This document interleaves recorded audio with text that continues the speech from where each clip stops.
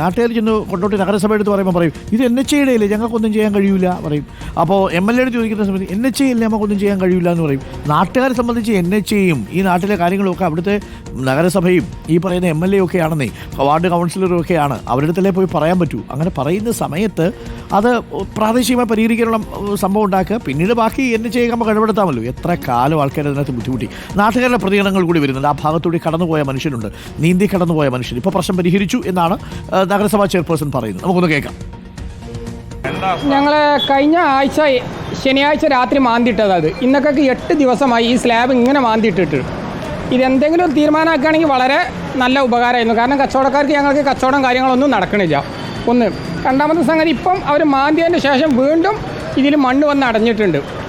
ഇതിൻ്റെ പ്രധാന കാരണം കൊണ്ടോട്ടിയിൽ 4 ഭാഗങ്ങളിൽ ഡ്രെയിനേജ് സിസ്റ്റം ഉണ്ടായിരുന്നു. ഒന്ന് BSNL ഓഫീസിൻ്റെ മുന്നിൽ കൂടെ ഒരു ഡ്രെയിനേജ് ഉണ്ടായിരുന്നു വലിയ തോട്ടിക്ക് പോകുന്നത്. അതുപോലെ തന്നെ ഫെഡറൽ ബാങ്കിൻ്റെ മുന്നിലൊരു ക്രോസിംഗ് ഉണ്ടായിരുന്നു വലിയ തോട്ടിക്ക് പോകുന്നത്.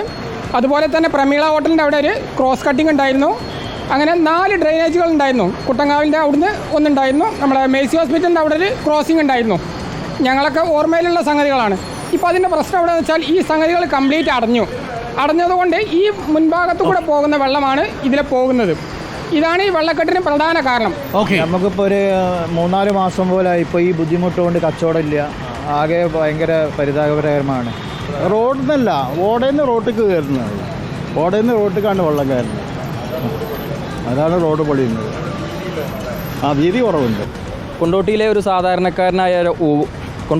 സാധാരണക്കാരനായ ഒരു വോട്ടർ എന്നുള്ള നിലയിൽ ഈ കൊണ്ടോട്ടിക്കാരായ ഒരുപാട് ആളുകൾ പറയാൻ ആഗ്രഹിച്ചതാണ് ഞാൻ പറഞ്ഞത്. എൻ്റെ കർത്തവ്യം പൊതുവിഷയങ്ങളിൽ ഇടപെടുമ്പോൾ. അഭിഷേക് എന്ന് പറയുന്ന ഒരു ആൾ കൂടി നമുക്കൊപ്പം ചേരുന്നുണ്ട്. PSC എക്സാം എഴുതാൻ പോയ ഉദ്യോഗാർത്ഥിക്ക് കൊണ്ടോട്ടി ബ്ലോക്കിൽപ്പെട്ട് പരീക്ഷ നഷ്ടമായി എന്നാണ് എനിക്ക് മനസ്സിലാവുന്നത്. അഭിഷേക് നമുക്കിപ്പോൾ ഉണ്ട്. അഭിഷേക്, പരീക്ഷ എഴുതാൻ പറ്റിയില്ലേ? ഈ കൊണ്ടോട്ടിയിലെ റോഡായിരുന്നോ കാരണം? സാർ 2 പരീക്ഷ എഴുതാൻ കഴിഞ്ഞില്ല. അയ്യോ. 2 PSC പരീക്ഷ എഴുതാൻ കഴിഞ്ഞു. എത്ര സമയം ബ്ലോക്കിൽ കിടന്നു? എത്ര സമയം ബ്ലോക്കിൽ കിടന്നു? അരമണിക്കൂറിനേക്കാൾ കൂടുതലായിട്ട് ബ്ലോക്കിൽ കിടന്നു. 2 പരീക്ഷ എഴുതാൻ കഴിഞ്ഞില്ല. അയ്യോ, ഭയങ്കര പ്രയാസമാണ്.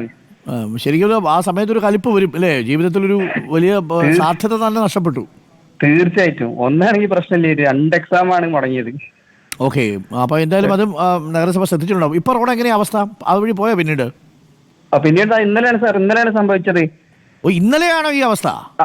ഇന്നലെ എക്സാം എഴുതാൻ കഴിയില്ല. ബ്ലോക്കാണോ അതല്ല അവിടെ ഈ റോഡ് മോശമാണോ?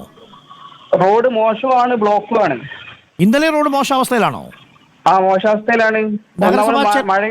നഗരസഭാ ചെയർപേഴ്സൺ പറഞ്ഞത് ആ പ്രശ്നം മാറിയതാണല്ലോ 22-ാം തീയതി.